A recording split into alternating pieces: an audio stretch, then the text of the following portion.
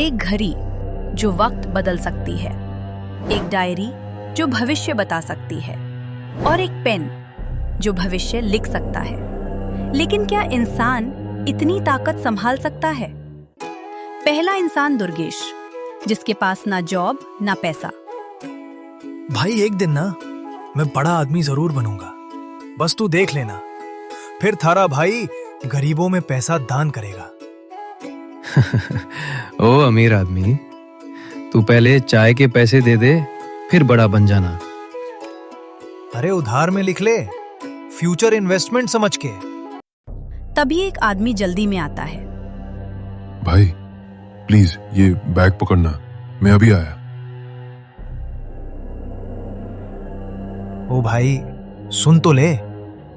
वो आदमी भाग जाता है। ये क्या था भाई? कुरियर सर्विस समझ रखा है क्या मुझे? दुर्गेश उसका इंतजार करता रहता है। 5 मिनट, 10 मिनट, 20 मिनट हो जाते हैं। लगता है फ्री का माल मिल गया। देखता वो क्या है इसमें। वो बैग खोलता है। अंदर एक पुरानी डायरी होती है। अरे यार, खोदा पहाड़ निकली चूहिया। ये भी कोई किस्मत है, पैसे की जगह डायरी मिल रही है। पहला पेज खोलता है। लिखा होता है, कल शाम घर जाते वक्त तुम्हारा एक्सीडेंट होगा पुलगांव चौक में। वाह, अब हॉरर स्टोरी शुरू लगता है। वो अचानक हैरान हो जाता है। 1 मिनट, मैं डेली इसी रूट से जाता हूँ, ये डायरी में कैसा लिखा है? उसका चेहरा गंभीर हो जाता है। अगर ये सच हुआ तो चाय वाला पास आता है। क्यों भाई, प्यार का खत है क्या? नहीं, मौत का इनविटेशन है शायद।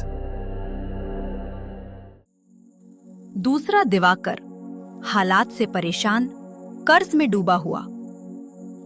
यार, जिंदगी सच में मजाक बन गई है। न नौकरी, न पैसे, ऊपर से घर वाले अलग टेंशन दे रहे। तभी दिवाकर को फोन आता है। हेलो भाई, पैसे कब देगा? अब बहाने मत बना। अरे दे दूंगा यार, खुद के पास नहीं है तो कहां से दूं? फोन जेब में डालता है, थोड़ा रुकता है, आसमान की तरफ देखता है। भगवान, और कितना लाइफ खराब होगा। मेरे लाइफ में क्या लिखा है? कुछ करना है ना तो अभी कर दो, वरना रहने दो। तभी पैर किसी चीज से टकराता है। अरे ये क्या है? झुक कर देखता है। एक पुराना लकड़ी का बॉक्स पड़ा है। किसी का गिरा हुआ लग रहा है। चारों तरफ देखता है, कोई नहीं।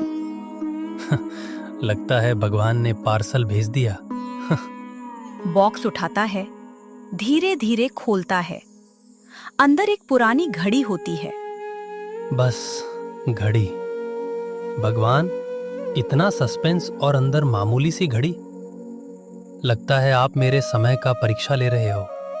जैसे ही घड़ी हाथ में लेता है, टिक टिक की आवाज तेज होने लगती है। अरे अरे, ये आवाज इतनी तेज क्यों हो रही? घड़ी का टाइम उल्टा चलने लगता है। ये घड़ी उल्टी क्यों चल रही है? अचानक उसके आसपास का सीन 2 मिनट पीछे चला जाता है। बारिश थोड़ी कम हो जाती है, फिर वापस नॉर्मल। अरे यार, ये तो बवाल चीज है रे। लगता है ये घड़ी टाइम पीछे कर सकती है। थोड़ी देर चुप, फिर हल्की मुस्कान। अगर ये सच में टाइम मशीन है, तब तो मेरी जिंदगी अब बदल सकती है। तीसरा दिनेश, जॉब से परेशान। दिनेश, ये रिपोर्ट देखी है तूने? यही काम करता है तू? काम नहीं आता तो काम छोड़ क्यों नहीं देता? सर वो एक्चुअली फैक्चुअली छोड़। लास्ट वार्निंग है ये, वरना तू तो गया बेटा। दिनेश चुप, सिर झुकाकर बाहर आता है। बस बहुत हुआ, अब और नहीं सह सकता। डेली का किच किच झिक झिक। तभी दिनेश को ऑफिस के बाहर एक पुरानी दुकान दिखता है। बोर्ड पे लिखा था पुरानी चीजें सस्ते में। अरे ये कैसी दुकान है? चलो चलकर देखता हूँ, कुछ तो डिस्ट्रैक्शन मिलेगा। अंदर जाता है। क्या चाहिए बेटा? कुछ ऐसा दे दो जिससे जिंदगी बदल जाए। दुकानदार बिना कुछ बोले एक काला पेन देता है। पेन, इसका मैं क्या करूंगा? इससे जो लिखोगे सच हो जाएगा। अच्छा, अवेंजर्स वाला पेन है क्या? क्या अंकल आप भी ना? बेटा मजाक मत समझना। दुकानदार की बातें सुन दिनेश सोच में पड़ जाता है और ले लेता है। तीनों के साथ अजीब घटना होने के बाद वो सामानों को चेक करते हैं। दुर्गेश जिस रास्ते से जाता था वहां एक एक्सीडेंट हुआ होता है। अरे यार, लगता है ये डायरी सही है। आज तो वाट लग जाती है। वो खुश हो जाता है कि डायरी भविष्य बताती है। चलो टेस्ट करते हैं। घड़ी घुमाता है। कुछ मिनट समय पीछे चला जाता है। हो गया, ये सच में काम कर रही है। चलो मजाक ही सही, टेस्ट करके देखता हूँ। वो लिखने लग जाता है। मुझे प्रमोशन मिल जाए। थोड़ी देर बाद बॉस का बुलावा आता है। दिनेश, कल से तू टीम लीड करोगे। सर, मजाक कर रहे हैं? मैं मजाक नहीं करता। दिनेश धीरे से पेन को देखता है। अरे यार, वाह वाह, ये तो काम कर गया। तीनों की जिंदगी बदल चुकी थी, लेकिन अभी असली खेल शुरू होना बाकी था। भाई अब तो लाइफ सेट है। जो गलती होगी सीधा रिवाइंड। वो मोबाइल उठाता है, लॉटरी ऐप खोलता है। चल आज जैकपॉट मारते हैं। वो रैंडम नंबर डालता है, हार जाता है। कोई ना, अब मजा आएगा। घड़ी घुमाता है, 2 मिनट पीछे जाता है। अब वही नंबर नहीं, दूसरा डालते हैं। फिर से खेलता है, इस बार जीत जाता है। भाई ये तो हैकिंग लेवल की चीज है। धीरे धीरे वो बार बार टाइम पीछे करके पैसे कमाने लगता है। अचानक घड़ी से अजीब आवाज आती है। भारी आवाज। ये क्या, आवाज बदल क्यों रही है? घड़ी कुछ सेकंड के लिए रुक जाती है, अरे कहीं खराब तो नहीं हो गई? फिर नॉर्मल हो जाती है। लगता है शायद ज्यादा यूज कर लिया। चल छोड़, पैसा आ रहा है, बस वही इंपॉर्टेंट है। दुर्गेश सुबह वही चाय की दुकान पर। चलो आज क्या लिखा है देखते हैं। आज दोपहर 2 बजे तुम्हें कोई धोखा देगा। अरे यार, कौन देगा भाई, मैं तो खुद गरीब हूं। क्या हुआ? आज फिर डायरी पढ़ रहा है?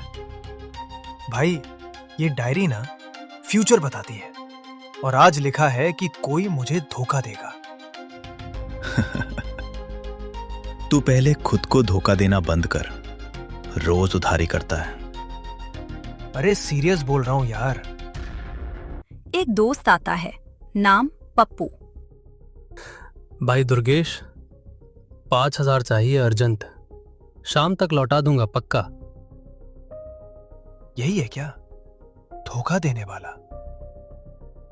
क्या सोच रहा है भाई, दोस्त पे शक करेगा? नहीं यार, ले ले, लेकिन शाम तक दे देना। शाम होती है, पप्पू गायब, फोन स्विच ऑफ। लो भाई, डायरी सही थी और मैं फिर भी फंस गया। अगर सब कुछ पहले से पता है तो मैं रोक क्यों नहीं पा रहा? क्या फायदा ऐसी पावर का जब कुछ बदल ही नहीं सकता? दिनेश कॉन्फिडेंट होकर बैठा है। भाई अब तो बॉस भी कंट्रोल में है। चलो लिखता हूं। आज मुझे 50,000 बोनस मिलेगा। थोड़ी देर बाद बॉस का बुलावा आता है। दिनेश, अच्छा काम किया है, ये लो 50,000 बोनस। ओहो, अब तो मजा आएगा। मुझे बड़ी कार में जाए, सब लोग मेरी रिस्पेक्ट करें, मुझे कोई ना टोक सके। धीरे धीरे सब सच होने लगता है। अचानक उसका दोस्त राहुल आता है। भाई, तू बदल गया है, पहले जैसा नहीं रहा।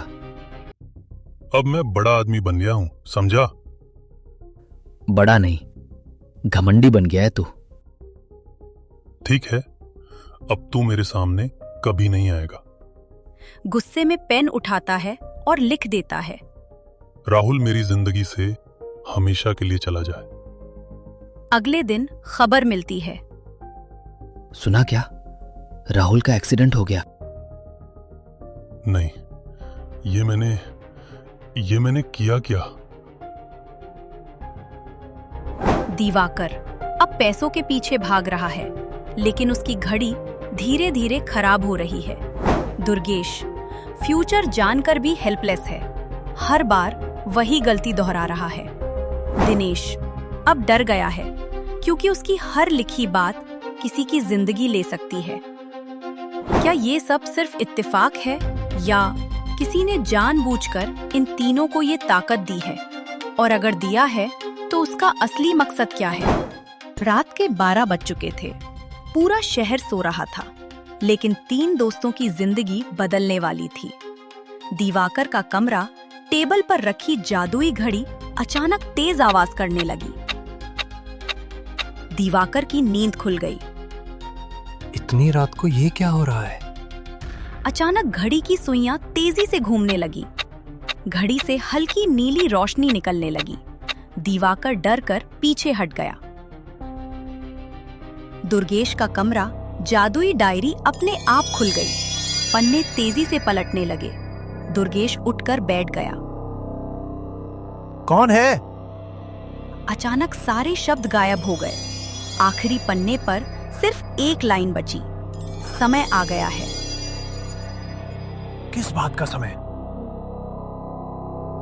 दिनेश का कमरा। दिनेश अभी भी राहुल के बारे में सोच रहा था, तभी उसका जादुई पेन चमकने लगा। सामने रखे कागज पर अपने आप शब्द लिखने लगे। पुरानी मिल, आधी रात। दिनेश घबरा गया। ये कौन लिख रहा है? अचानक तीनों की आंखों के सामने अंधेरा छा गया। कुछ सेकंड बाद तीनों ने खुद को एक अजीब जगह पर पाया। चारों तरफ अंधेरा था। बीच में एक कुर्सी रखी थी, उस पर कोई आदमी बैठा था। उसका चेहरा दिखाई नहीं दे रहा था। दिवाकर, तुम यहाँ कैसे? मुझे तो लगा मैं सपना देख रहा हूं। तभी वह आदमी खड़ा हो गया। मैं तुम्हारा इंतजार कर रहा था। तीनों डर गए। तुम कौन हो? अभी नहीं, अगर सच जानना है तो कल रात पुरानी मिल में आना।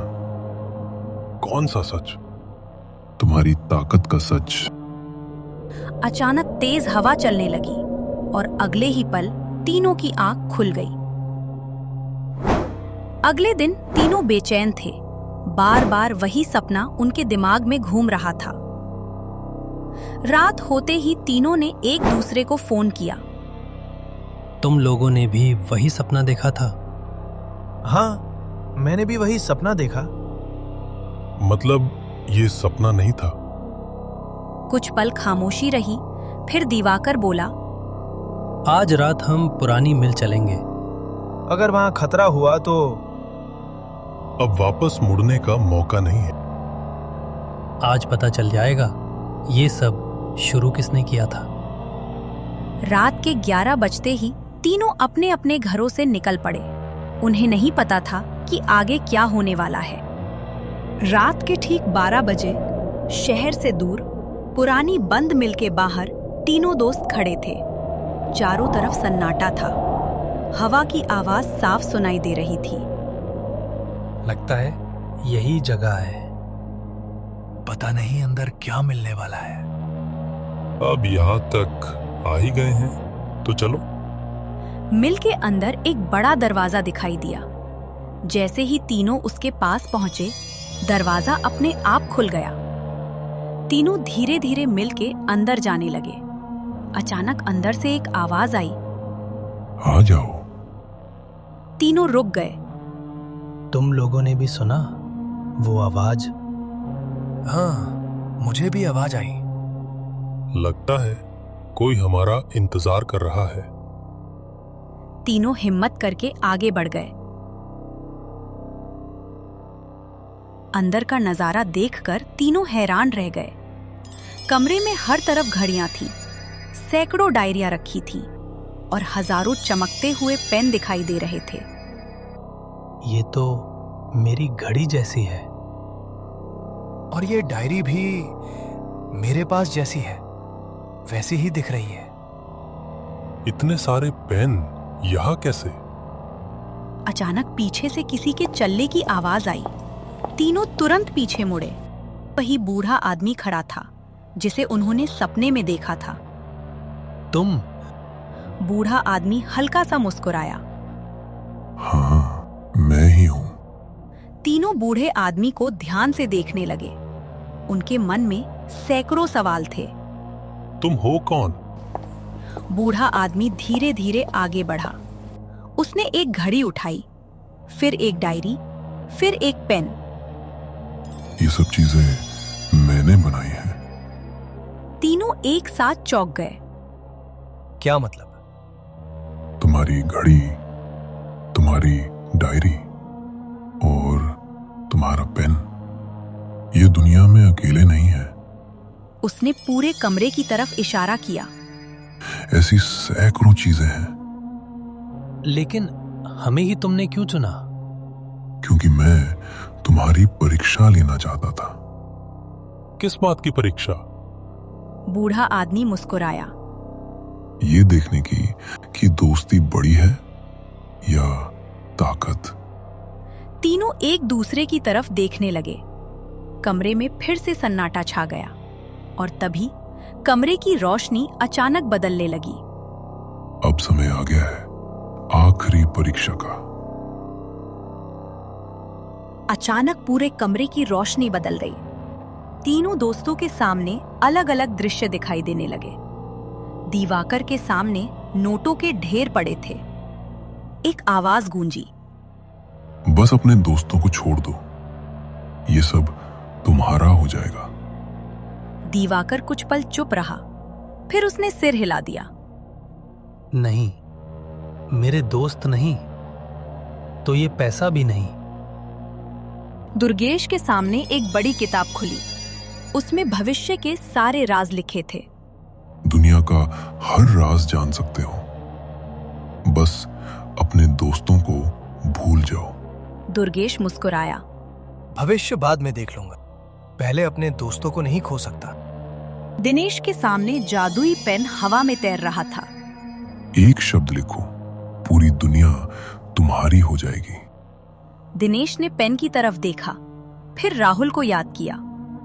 मैंने पहले ही बहुत बड़ी गलती की है, अब नहीं। अचानक सारे दृश्य गायब हो गए। तीनों फिर उसी कमरे में खड़े थे। दिनेश की आंखों में आंसू थे। अगर राहुल को कुछ हो गया तो मैं खुद को कभी माफ नहीं करूंगा। तभी पीछे से एक आवाज आई। इतना भी मत रो भाई। दिनेश तुरंत पीछे मुड़ा। उसकी आंखें खुली रह गईं। राहुल?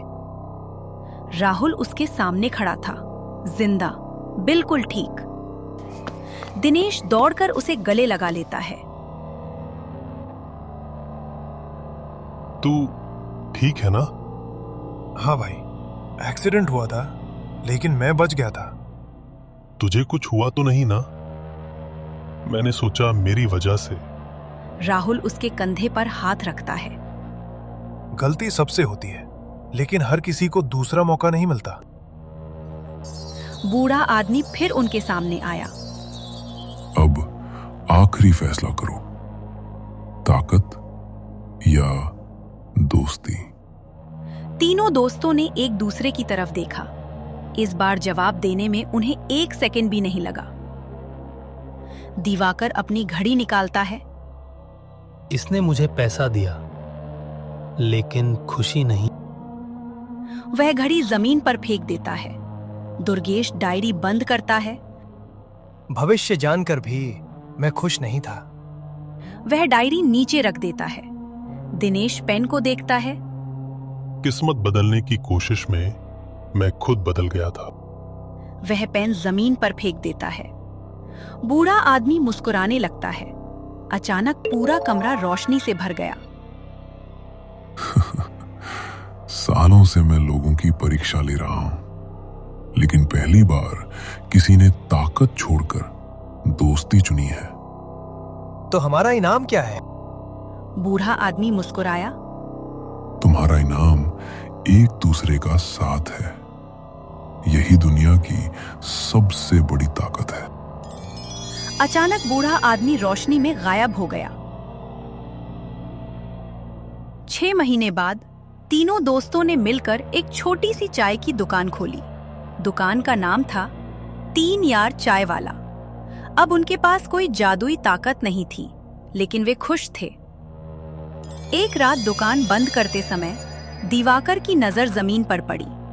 वहां एक पुरानी चमकती हुई चाबी रखी थी। उस पर लिखा था लेवल 2। तीनों हैरानी से एक दूसरे को देखने लगे। उसी समय दूर अंधेरे में वही बूढ़ा आदमी दिखाई दिया। वह मुस्कुराया और धुएं में बदलकर गायब हो गया।